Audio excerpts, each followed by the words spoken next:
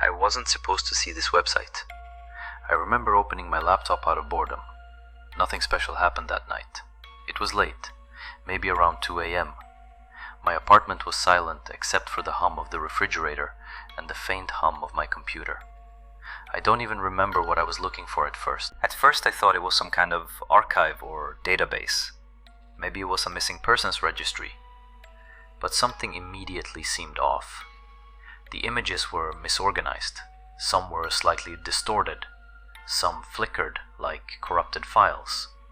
I started scrolling, slowly at first, then faster, and the more I scrolled, the worse it got.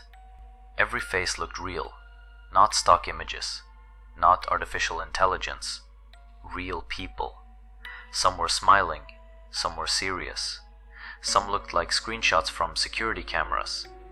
And then I stopped, because one face didn't seem random. It seemed familiar. I leaned closer to the screen without even realizing it. My heart didn't react right away. It was as if my brain refused to process what I was seeing. The face on the screen was mine. The same eyes, the same scar near my eyebrow, the same tired expression I see in the mirror every morning. I blinked, scrolled again. It was still there.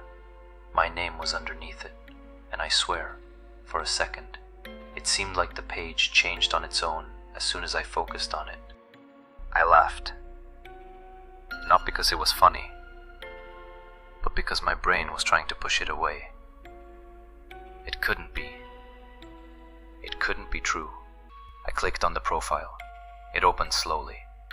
Too slowly, as if the website didn't want me to see it. Same name, same date of birth, same city. Everything matched. But there was one line that took my breath away. Status: missing. Missing. I leaned back in my chair. I looked around my apartment as if someone was about to explain it to me. Then I checked the date.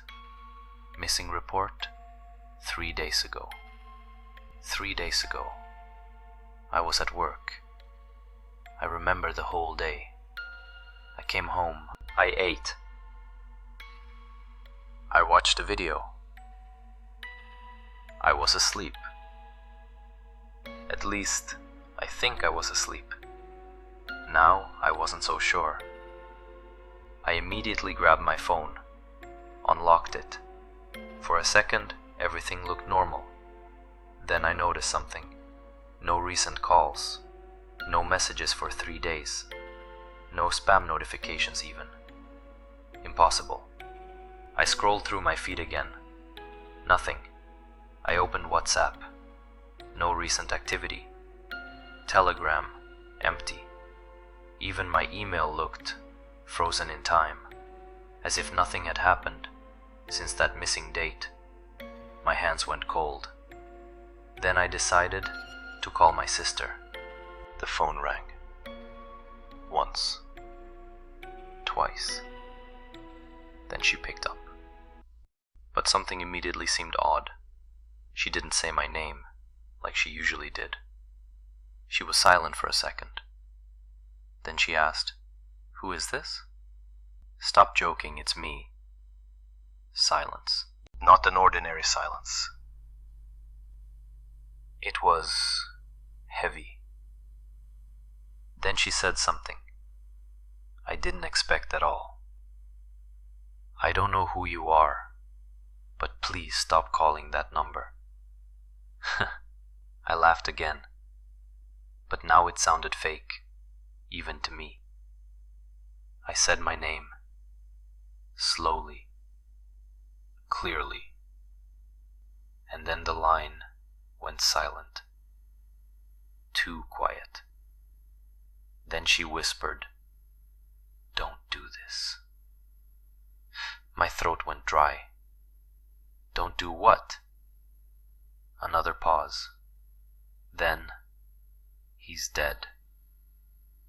And the call ended. I sat there for a long time, just holding the phone, not moving, not really thinking. Then I stood up I don't even remember deciding to leave the apartment and take a walk. My body just moved.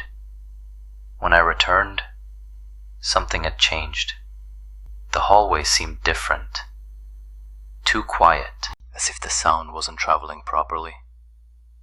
I walked up to my apartment door and paused for a second, because in front of me stood the door of my own apartment. But not mine, but identical. Same number, same scratches, same smell. Something felt wrong. I inserted the key, but the lock didn't open. I knocked once, nothing.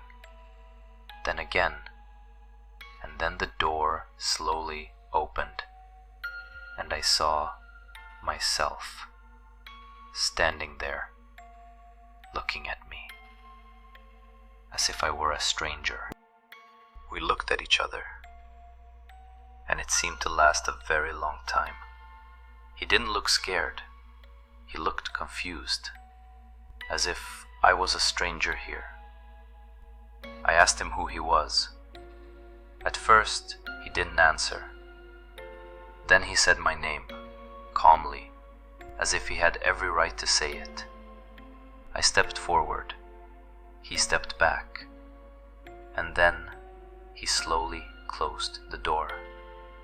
Not aggressively, just finally. Click. I stood there for so long. Then I decided to go to work. I sat back at the computer and I felt even worse than before. I opened that website again. My profile was still there, but something had changed. The status had updated. Found. I didn't feel any relief because the photo underneath wasn't mine anymore. It was someone else. Someone I didn't recognize at all. And underneath that, a caption appeared. Processed.